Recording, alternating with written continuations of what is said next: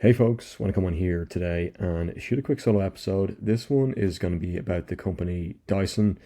For those of you who don't know, I'm based in Sydney, Australia at the moment, and in the Central Business District, also known as the CBD. I find myself seeing this in a number of different locations. So let's get into it. The company, at least the logo and the products. Dyson as a business is actually a pretty fascinating case of engineering first capitalism. The basics: founder Sir James Dyson, founded in 1991, privately owned, still controlled by Dyson himself. Huge deal, no public shareholders breathing down their neck. HQ Singapore, moved from UK in 2019, mostly for tax, plus proximity to Asian manufacturing/markets. What makes Dyson different? Number one, engineering is the product. Dyson doesn't really see itself as a quote appliance company, end quote. It markets itself as a technology and engineering company that happens to sell consumer products. Massive in-house R&D spending. For those of you who don't know, that would be research and development. Historically, approximately 10 to 20% of revenue, which is wild for appliances. Thousands of engineers, many work on stuff that may never ship. Core competencies: motors, airflow, acoustics, materials, sensors. That's why they can jump from vacuums, hair tools, air purification without totally face planting. Number two, premium pricing by design. Dyson is unapologetically expensive. They don't compete on price. High margins fund R&D.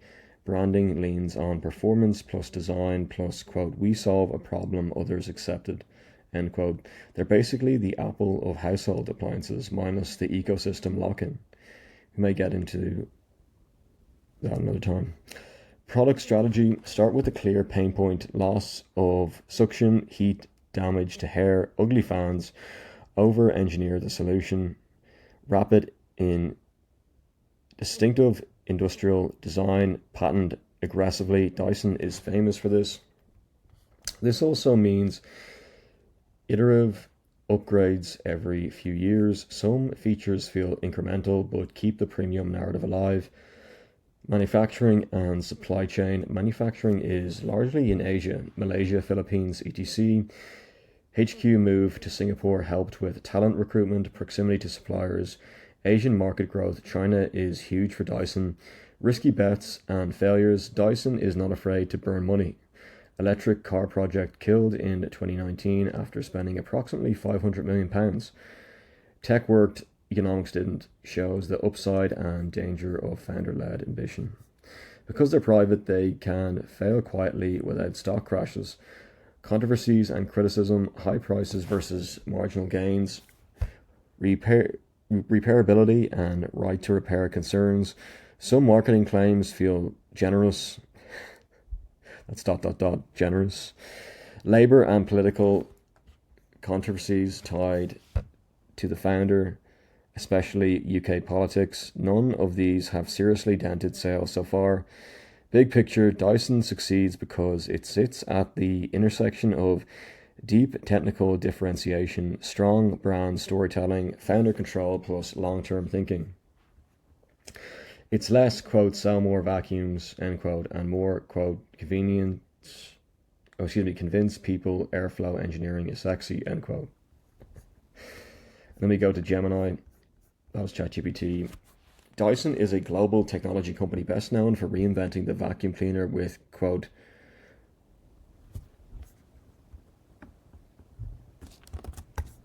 let me look up this one sec.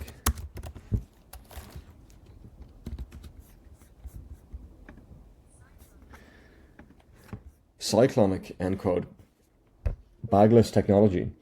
Founded by Sir James Dyson, the brand has become synonymous with premium high-performance appliances categorized by distinct engineering and futuristic designs. In 2026, the company is undergoing a major shift towards hand-free cleaning and AI-driven automation. Another company getting into AI. Fascinating. Key 2026 product innovations. Dyson's current lineup has expanded far beyond just vacuums into floor care, beauty, and air treatment. Floor care and robotics. Spot plus Scrub AI, Dyson's newest flagship robot vacuum mop. It uses AI to identify stains on the floor and will perform up to 15 passes over a stubborn spot until it's gone. Unlike older models, it uses LiDAR for better navigation and obstacle avoidance, detecting up to 200 objects like socks and cables. The V16 piston animal, the most powerful cordless stick vacuum to date, 315 air watts. It features a quote clean compactor end quote bin that lets you compress dust to hold 30 days of debris before needing to empty it. Pencil Vac, dubbed the quote world's tiniest vacuum end quote. This ultra slim stick is designed for city apartments and tight spaces, with a handle only 38mm in diameter. Self-emptying docks. In a first for the brand, Dyson has released docking stations for the V16 and refreshed V8 models that automatically empty the vacuum's bin into a larger container. Hair care and beauty. Dyson is currently in the middle of a major beauty expansion, aiming to release 20 new beauty products by the end of 2026. Supersonic Neural trademark, a quote smart end quote hairdryer that uses sensors to reduce heat automatically as it gets closer to your head, protecting your scalp. AirWrap ID trademark, a app connected version of the famous styler that programs a personalized curling routine based on your hair type and skill level. AirStraight trademark, a wet to dry straightener that uses high pressure air rather than hot plates, preventing heat damage. Dyson Omega range, a new venture into quote science led end quote hair formulations, including leave-in treatments and oils, air treatment and environmental care. Hush Jet Purifier Compact, a new ultra quiet air purifier designed for bedrooms using quote Hush Kit end quote nozzle technology to reduce noise to just 24 decibels. Purifier Big Plus Quiet, a large-scale purifier designed for open plan spaces capable of projecting air over 10 meters. The Dyson philosophy, prototyping. James Dyson famously created 5,127 prototypes on his first vacuum before it worked. Wow. That culture of, quote, failing until you succeed, end quote, remains central to the company. Hyper Dynamium motors. Dyson builds its own high-speed digital motors that spin at up to 125,000 RPM, allowing their machines to be smaller and lighter than competitors. Air multiplier technology found in their fans and hair dryers. This tech accelerates hair through an annual aperture to create a high velocity jet without visible blades. Super fascinating. This is all new to me, a lot of it.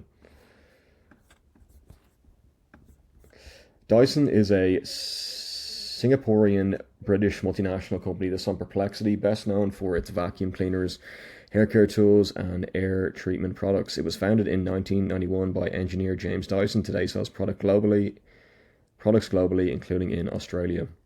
What Dyson does: designs and manufactures household appliances such as vacuum cleaners, air purifiers, hand dryers, which is what I've seen the most, bladeless fans, heaters in Sydney, hair dryers, and lighting. Operates official retail and online stores in many countries, including Dyson Australia, which sells vacuums, hair tools, fans, purifiers, and more with free shipping and returns. This isn't sponsored, by the way.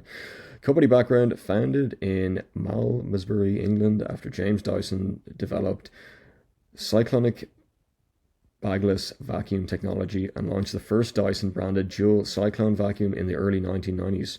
Moved its global headquarters to Singapore in 2019, which we mentioned, to be closer to Asian manufacturing and supply chain hubs. Presence in Australia: Dyson's Australian site offers the full range of vacuum cleaners, hair dryers and stylers, fans, and air purifiers with local shipping and support. Major Australian retailers such as JB Hi-Fi and The Good Guys also stock Dyson vacuums and other appliances.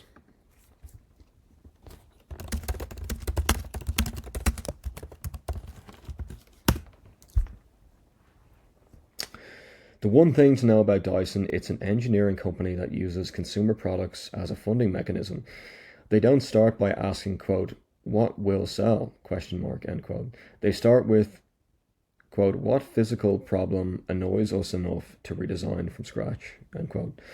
Then charge a premium so they can keep doing that. Vacuums, hair tools, fans, those are basically the outputs of long-term R&D machine, not the point of the company. Once you see that, their prices, weird design choices, and occasional moonshots like the failed electric car all make a lot more sense. Super interesting. I think I'll finish it up there just on the 10-minute mark. I think the one big takeaway from me is